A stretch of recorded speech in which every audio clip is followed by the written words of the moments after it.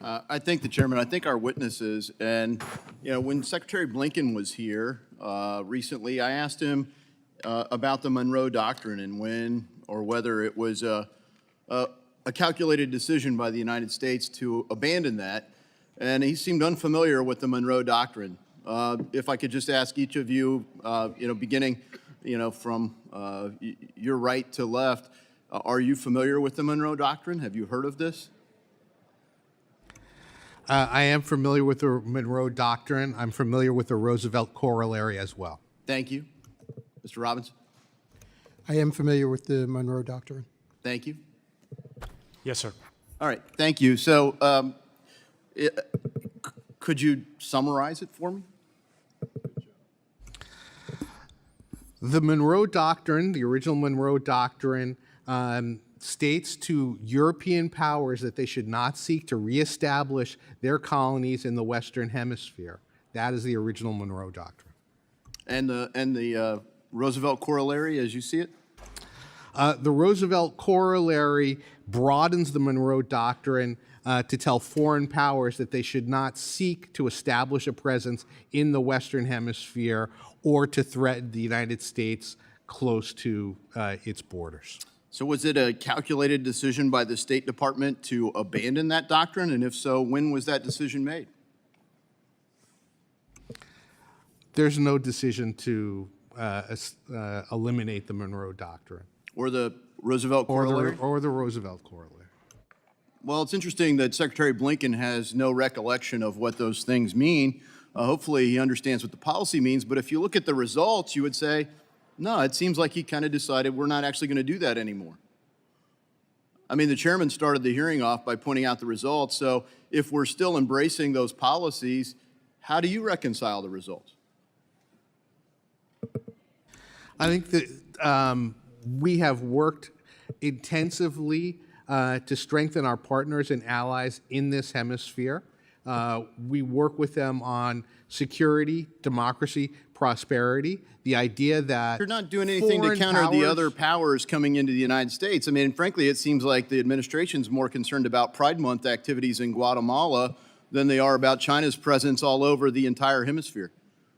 I mean, if you look at the agenda, if you look at the ambassadors and what they're emphasizing, and in Guatemala, speaking of that, the Secretary of State was just down there trying to get the Attorney General fired. Why is it an official policy of the United States to get the Attorney General of Guatemala fired? The Attorney General of Guatemala, Consuelo Porras, is a sanctioned individual who has used her office to attack civil society, to attack anti-corruption crusaders, to go after public officials who have combated corruption. She has facilitated illicit activities in that country for years. She tried to obstruct the democratic process that took place with the election of Bernardo Arevalo. This is a person who has done a lot of very worrisome, very bad things. So for that, that's why, is it an official State Department policy to revoke the travel privileges for members of the Guatemalan legislature if they don't support removing it? It sounds like there was a gathering where leverage was applied to Guatemala's legislature in order to coerce them into firing somebody that the Biden administration doesn't like. And frankly, I'll point out that wasn't the first time that Joe Biden was working to influence the firing of a prosecutor.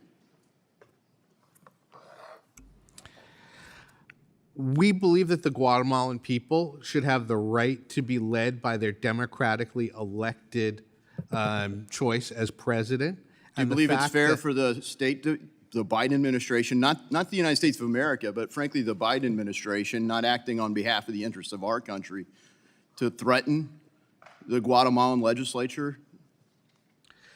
What we have said is that those who use corrupt means, the payment of bribes, the threats of a wrongful prosecution against their own citizens to prevent a democratically elected leader from taking office, that is a threat to democracy. Well, you know what's a threat to democracy and sovereignty is the invasion of our border.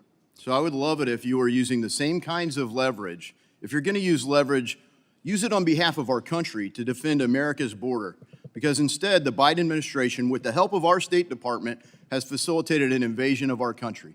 So please focus on our sovereignty in our own country. My time's expired and I yield back. Thank you, Mr. Davidson. Chair now recognizes Mr. Castro for 5 minutes. Assistant Secretary Robinson, where do the majority of firearms used by cartels in Mexico, Central America, or the Caribbean come from?